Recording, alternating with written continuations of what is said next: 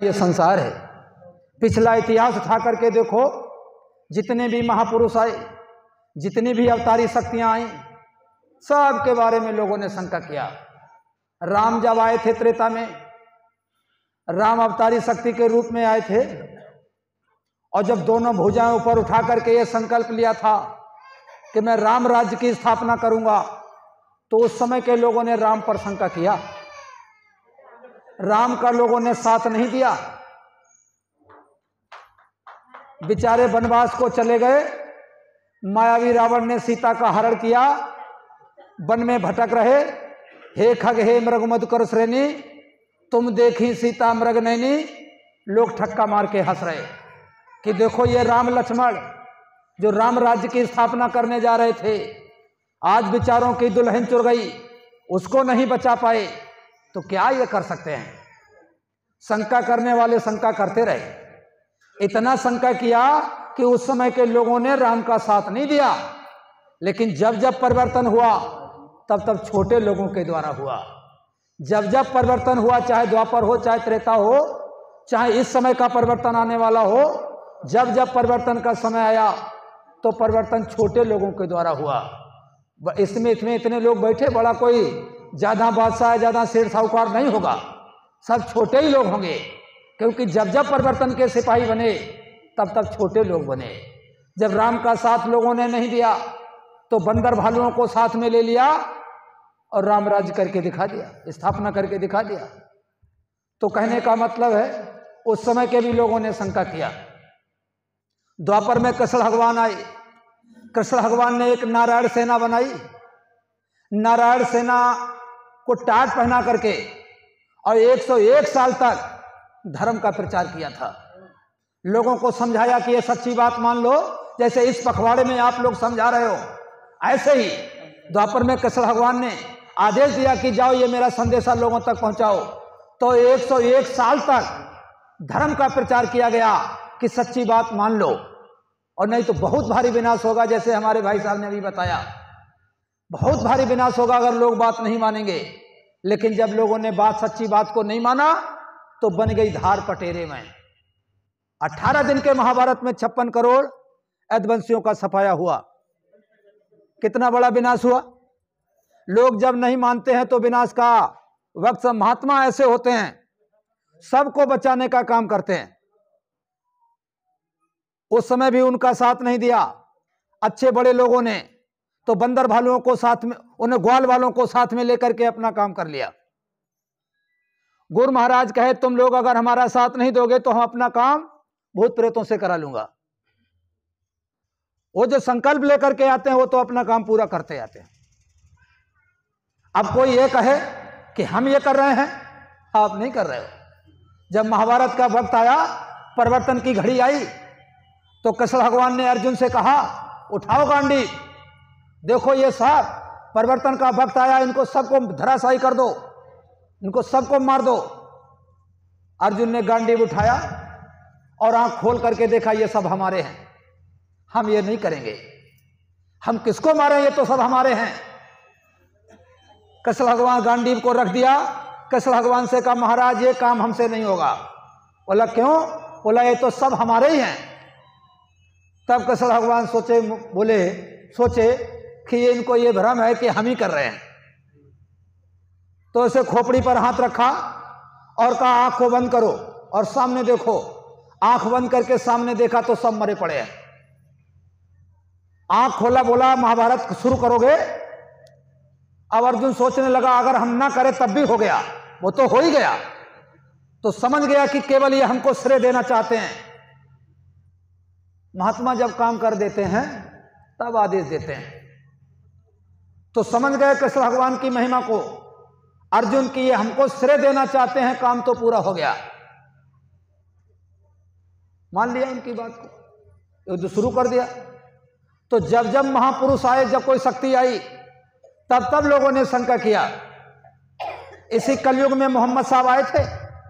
मोहम्मद साहब ने अपनी बात जब लोगों को बताया कि ये खुदा के बंदे, खुदा की खोज में तुमने खुदा को खो दिया, खुदा तो तुम्हारे पास था लेकिन तुम पानी पत्थर में भटक गए। तो उस समय के मुसलमानों ने मोहम्मद साहब को खदेड़ा और मक्के से मदीने तक पीछा नहीं छोड़ा। एक गुफा में घुस गए, उनका इतिहास तो पढ़ो, एक गुफा में घुस गए और उसमें से भी निकाल करके उनकी पिटाई किया गया। बेचारे मक्का से मदीना भाग गए।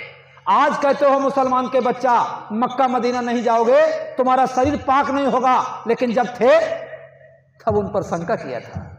शंका एक विनाश का कारण है। जैसे इस समय लोग भटक रहे, महाराज जी के बारे में शंका कर रहे, इसलिए यह बात कहने की जरूरत पड़ रही है कि जब जब वक्त के कोई महापुरुष, वक्त की कोई शक्ति आती है, तब तब लोग उनके बारे में शंका करते हैं।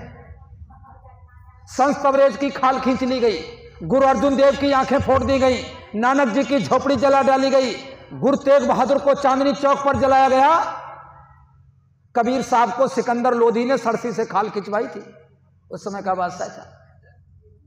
ईसा मसीह को सूली लगाई गई थी। गुरु महाराज को 21 महीने जेल में रखा, जिसका ये मुक्ति दिवस कार्यक्रम चल रहा है। मेरी शंका की बात कर रहा हूं। अगर लोगों में शंका पैदा ना हो जाए, अगर लोग समझ जाए तो ऐसी गलती काहे करें। 21 महीने जेल में रखा गया था, सब लोग जानते हो। पूजनी महाराज जी को आश्रम छोड़ना पड़ा। अगर लोग समझ, जब जब कोई महापुरुष आए, जब जब कोई शक्ति आई, तो उनके पीछे पड़ गए लोग। महात्मा बड़े दयालु होते हैं, कुछ वो कोई दखलंदाजी नहीं करते, चाहे तो सब कुछ कर सकते हैं। जैसे राष्ट्रपति है, चाहे तो तुमको घर से निकाल दे, लेकिन मर्यादा में रहता हुआ हाँ तुमको घर से नहीं निकालेगा। पावर है उसके पास, कुछ भी कर सकता, लेकिन करेगा नहीं। आपने वो दिल्ली की घटना देखी, जब शाकाहारी सम्मेलन गुरु महाराज जी ने रामलीला मैदान दिल्ली में किया था। पावर तो है उनके पास, और जैसे ही बादल गड़गड़ गड़गड़ करके आया और ऐसा लोगों को लगा कि अब तो बिल्कुल तहस नहस व्यवस्था हो जाएगी, और महाराज जी मंच पे बैठे, और महाराज जी ने जब देखा कि प्रेमी लोग व्याकुल हो रहे हैं, अब देखो कभी कभी मौज में आ जाते हैं, वैसे कोई दखलंदाजी नहीं देते हैं, तो कहने लगे ठहर जाओ, अच्छा बोलो जय गुरुदेव। 3 बार बड़ी जोर से कहा, न बादल का पता, न पानी का पता, न बिजली का पता, सब ऐसे तैसी व्यवस्था सॉल्व होगी। तो पावर तो सब कुछ है इनके पास, लेकिन नहीं, उसमें दखलंदाजी नहीं। तो प्रेमियों, इनको भी आश्रम छोड़ना पड़ा। कहने का मतलब है जब जब महापुरुष आते हैं, हमारे गुरु महाराज तो शंका के विषय में बात करते थे कि ये गोस्वामी जी महाराज जो राजापुर गांव के रहने वाले थे, ब्राह्मण परिवार में इनका जन्म हुआ था और बांधा जिला के थे, राजापुर गांव के थे, तो इनके बारे में भी शंका। जिनका रामायण पढ़ते हो आप, रामायण पढ़ करके अपना उद्धार कल्याण कराना चाहते हो, इनके बारे में कितनी शंका गुरु महाराज सुनाया करते थे। जब उनका पहला भगत मिला उनको, जिसका नाम था हृदय अहीर, ऐसे गुरु महाराज सुनाते थे। उनका पहला भगत था हृदय अहीर, वो काशी का रहने वाला था, गोस्वामी जी राजापुर के रहने वाले थे। सोचा कि अब वो जब नामदान दे दिया उसको, हृदय को, अब कहा ये ले हमसे नामदान और जल्दी कर ले अपना पूरा काम। पूरा काम का मतलब सूरज जीवात्मा को जगा ले, अपने घर पहुंचा ले और जल्दी अपना काम कर ले। तो हृदय पहला भगत था गोस्वामी जी महाराज का। हृदय के कहने से गोस्वामी जी महाराज को ले गया वो काशी में, और 80 घाट के किनारे और एक कुटी बना करके कहा महाराज इसमें आप सेवा करें, रहिए, हम आपकी सेवा करेंगे। तो अब भी कुटी बनी है काशी में, 80 घाट लोग देखने जाते हैं, तो 80 घाट के किनारे गोस्वामी जी का चिन्ह यानी कुटी का अब भी बना है, उसमें कुटी है। तो वहां जब रहने लगे, वहां जब गुरु महाराज सुनाते थे, वहां जब रहने लगे, तो उस समय हृदय अहीर खूब प्रचार करता था, जैसे आप लोग गुरु महाराज का प्रचार करते हो। तो अब काशी के विद्वानों को खबर लगी कि वो इतना बड़ा कोई साधु महात्मा आ गया जो कुछ जानता अंता नहीं, हम लोग तो इतने बड़े विद्वान, और वो देखो उसके पास भीड़ लगती है। तो गुरु महाराज सुनाते थे कि कहा कौन जाता है उसके पास, कहने लगे हृदय अहीर पक्का भगत है। कहने लगे पकड़ो उसकी पिटाई करो, जाने ना पाए वहां। हृदय की पिटाई किया गया था, और इतना झूठा प्रचार किया गया था कि जो गोस्वामी जी महाराज का दर्शन करने जाएगा उसको 100 गाय काटने की हत्या लग जाएगी। जैसे एक बार अपने महाराज जी का भी प्रचार सामने आया कि जो उनका दर्शन करेगा उसको दोष लग जाएगा, ऐसा लोगों ने प्रचार किया। कोई नई बात नहीं है। गोस्वामी जी महाराज जिनका इतिहास, जिनकी रामायण घर घर में रखी हिंदू धर्म में, उनका झूठा प्रचार किया गया था कि उनका जो दर्शन करने जाएगा उसको 100 गाय काटने की हत्या लग जाएगी। लेकिन सूरज पर कोई धूल ऐसे उलीचे तो क्या रोशनी कम हो जाएगी।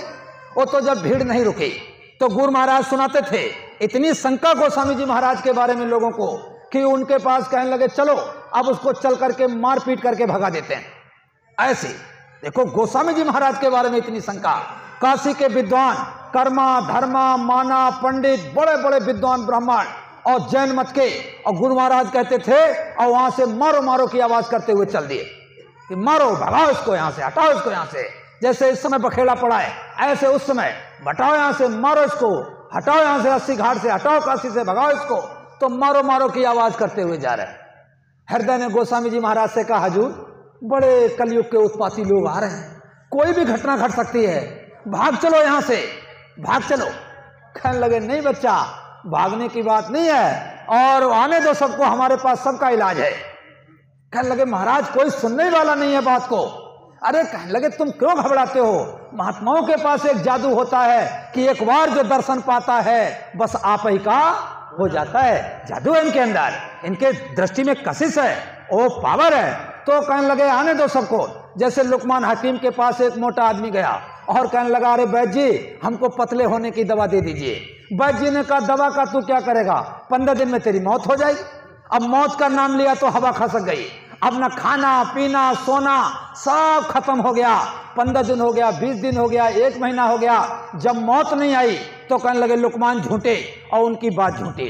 अब गया लुकमान के पास, कहने लगे, तुमने कहा 15 दिन में मौत हो जाएगी, देखो 1 महीना हो गया, तुम झूठे, तुम्हारी बात झूठी। अरे कहने लगे, बच्चा ये बताओ, मोटापा कुछ कम हुआ है कि नहीं हुआ है? कहने लगे, महाराज वो सब चला गया। कहने लगे, यही तो दवा है। तो महात्मा एक निशाने पर, वो समर्थ को उन्हें दोष गुसाई, वो कैसा इलाज कब कर दें वो किसी जान नहीं सकता कोई। कहने लगे, महाराज ये तो सब मोटापा खत्म हो गया। कहने लगे, यही तो दवा थी, मैं तो तुझे दवा बताई। अरे कहने लगे, अब समझ में आया, बाद में समझ आता है, पहले समझ नहीं आता है। तो अब गोस्वामी जी हृदय से कह रहे, घबराओ नहीं, हमारे पास सबका इलाज है, आने दो। तो काशी के विद्वान कर्मा धर्मा माना पंडित और सब मारो मारो की आवाज करते हुए और ऐसे 80 घाट के किनारे और ऐसे कुटी में प्रवेश कर रहे हैं। और जो कुटी में प्रवेश करता है, गोस्वामी जी महाराज उठते हैं और उसका पैर छू लेते हैं। यही उनकी दवा थी।